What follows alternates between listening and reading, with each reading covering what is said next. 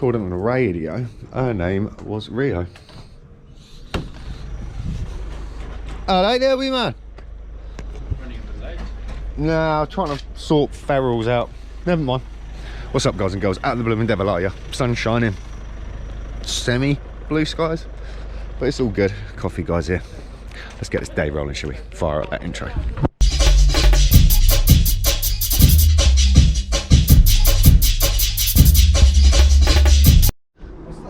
Yeah, I know. Tell me about it. How many people did you beat up to save the croissants, man? You saved. Yeah, you want to back away from the croissants. Oh. How the blooming devil are you? Oh, mate, me, I'm fucking. It's lunchtime. Man, has this morning been slow. I swear at one point the second hand was actually going backwards. It's like some Matrix vibe. But dude, it is 12:30. There's some wispy bits in the air.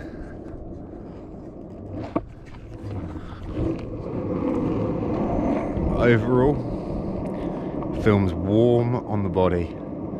And yeah, it's just nice to be out. Oh, some heavy things though, so I didn't comment on it entirely yesterday because it hadn't been released, or I thought it hadn't been released, the information, but it has now. The guys involved have all posted it on their social media. Have to wait around to the end of the vlog and I'll show you what I mean. It's awesome. I'm fired up off of it. I think it looks absolutely awesome. It sounds awesome, and yeah, maybe it's some imposter syndrome kind of thing. But if I'm honest, the reality between what it is, my involvement in it, and then me looking at it, full disconnect. That's all I'm saying. It just don't, yeah. But that's awesome. And yeah,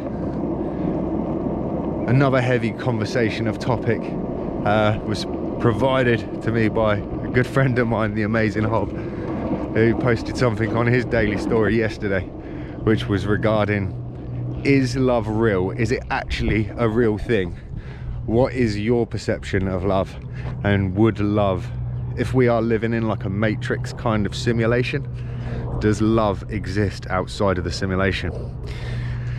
Yeah.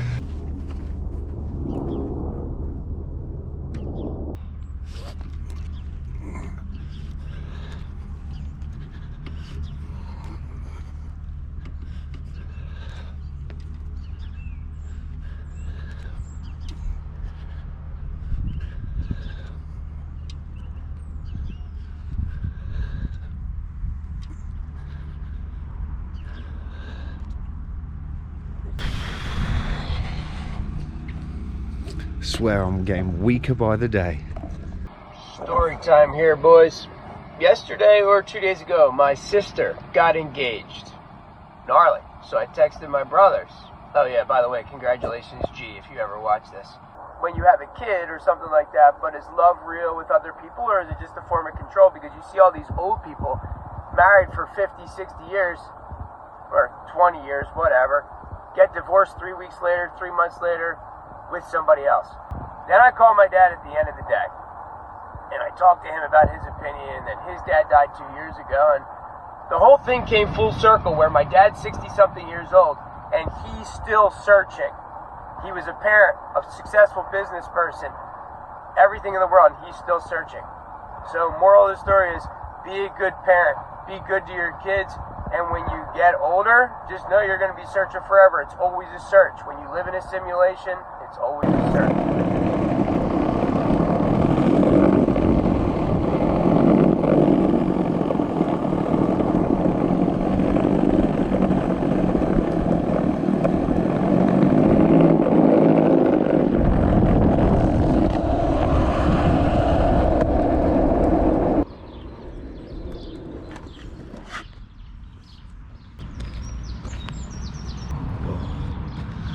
Personally, on that love vibe, I think you have to be very careful it's overused so much and we kind of bat it around a lot.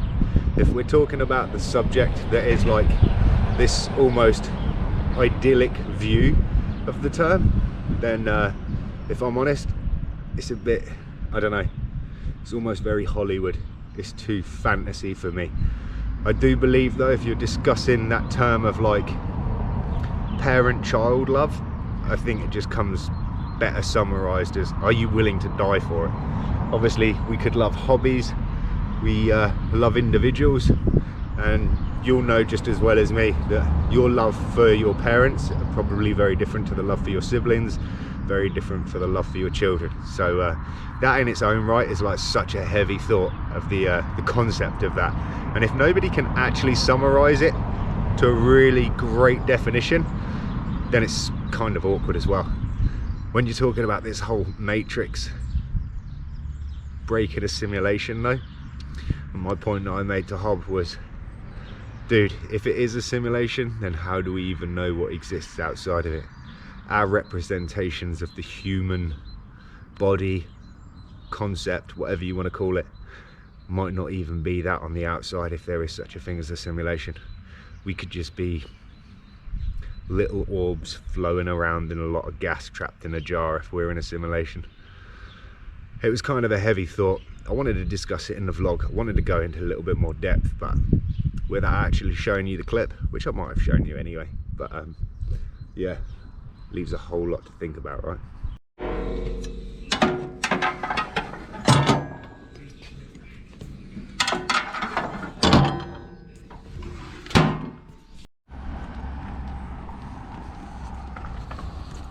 What happened between 3 o'clock and now?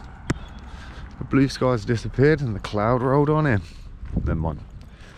Toolbox is locked up. We're out of the factory. We're going home. Got the walk on. How far did I get? I know, I left super late. Nah, it's all your fault. I was looking at all these new homes. I don't think we should buy one. Yeah, that's nuts. So yeah, it's always called cool. It's usually pretty cold in our house.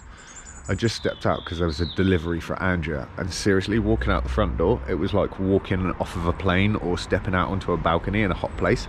That like increase in temperature that you feel, it's really bizarre. And now it's just starting to try to rain. It makes me wonder, will we have a storm?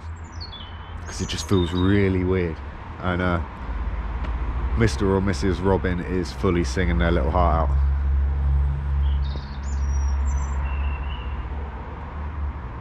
I've just been stood listening to it for a few minutes, man. It's kind of a vibe, dude.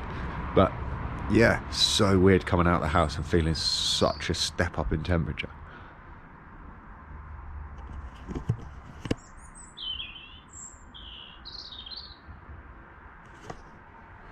What?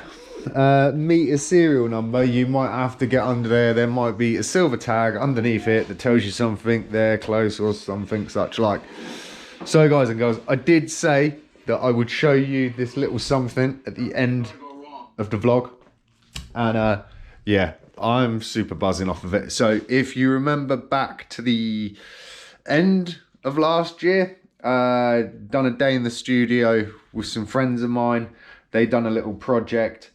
It all came together over Christmas, and it's pretty much, yeah, part and parcel, finished, done and dusted. One of the gentlemen that was in that episode, Dino, which is also the drummer in Mond Green, went out of his way to get CDs pressed or printed and vinyls pressed. And I want to show you the whole thing, but I can't because I'm a sad pith dick winker that hasn't opened it yet. But check it out. Props to his little daughter for drawing that, because that's the sickest bit of artwork. And dude, all of the photos, full Grom vibes. But the whole thing, man, the whole project was awesome to be a part of. Huge shout out to everyone for like hooking up CDs and vinyls for me, man. I'll try to overcome the want to just keep it all crisp and together.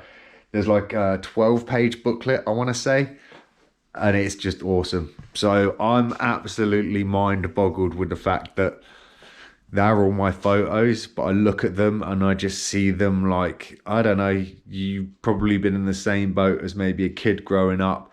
You had vinyl, there's centerfold, gatefold, booklets, sleeves with just all those cool photos from studios from all of your favorite bands and stuff. And looking at these photos, I'm like, damn, man, this album, this booklet looks awesome. Then to try to get in my head that it's like, dude, they're your photos. It just doesn't add up. Man, this is truly real, guys and girls. So yeah, shout out Matty Lloyd, Nutty P, Suspense, Runway Studios, Dean Ward, and yeah, check it out. Go find it. I want to say it's on like Spotify and stuff. Cerberus. It's heavy, man. And yeah, on that, take it easy, stay focused, stay positive. I'll see you in the next vlog.